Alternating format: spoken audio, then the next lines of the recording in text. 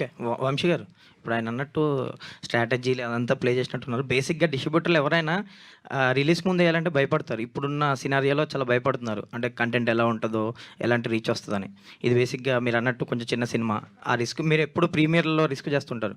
And ఓవర్‌సీస్‌లో కూడా మంచి market ఉంది. ఇప్పుడు ఎంతవరకు టచ్ అవుతుంది అక్కడ కూడా? ఓవర్సీస్ ఈ వీకెండ్‌కి 1,000,000 టచ్ అవుద్ది. యాక్చువల్లీ ఈ నంబర్స్ అన్నీ I would like Sai also to take out that numbers.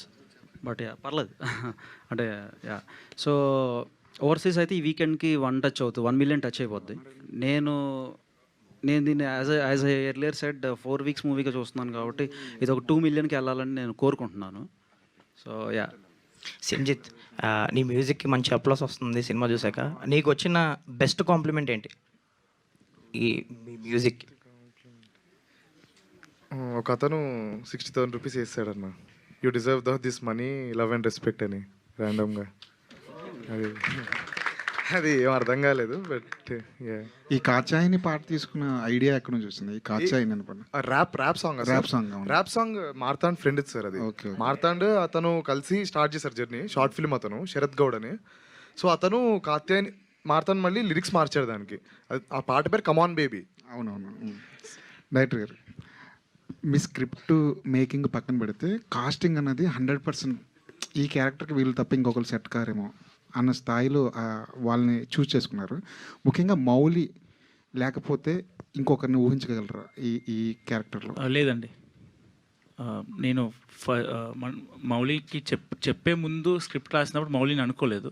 కానీ ఎప్పుడైతే మౌలిది మనకి పార్క్ సీక్వెన్స్లు ఉన్నాయి సినిమాలో, డబుల్ కాల్ షీట్ చేసాం మేము, ఫ్రెండ్స్ మధ్యలో sequence.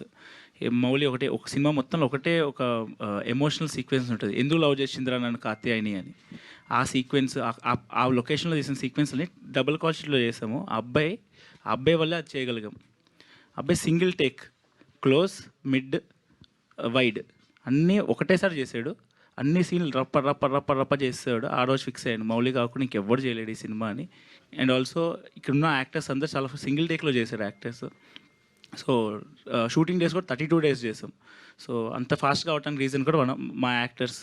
Yeah. Neelambari Narasimha love story ఎప్పుడు చూడొచ్చు? ఉండదండి. అదే లిటిల్ హార్ట్ స్టోన్ అనుకున్నా కాదా?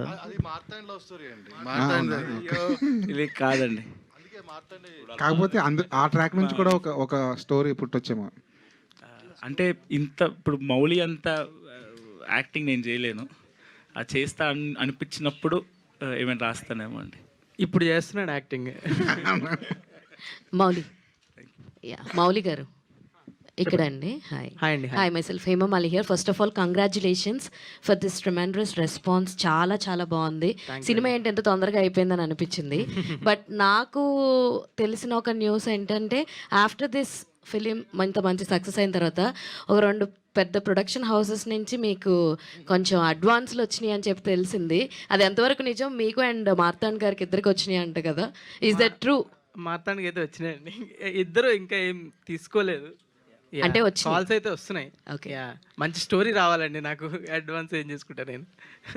మార్తాండ్ గారు, ఇక్కడ ఈ స్టోరీ ఫస్ట్ మీరు చాలామందికి చెప్పారు కానీ ఎవరు కూడా తీసుకోలేదన్నారు. ఎందుకు అంటే నమ్మలేదా ఏంటి దీనిపై? ఈ స్టోరీ ఒకరికే చెప్పాను. చాలామందికి దీని ముందు లవ్ స్టోరీ ఒకటి ఉండే, అది చెప్పాను. అట్ ద సేమ్ టైం ఇది కూడా చెప్పాను. కానీ ముందు లవ్ స్టోరీకి ఎక్కువ రిజెక్షన్స్ వచ్చాయి. ఈ లవ్ స్టోరీకి ఒక్కరి మటుకు వెబ్ సిరీస్ చేద్దామన్నారు. అది అస్సలు చేయదని చెప్పేసిండే. పేరు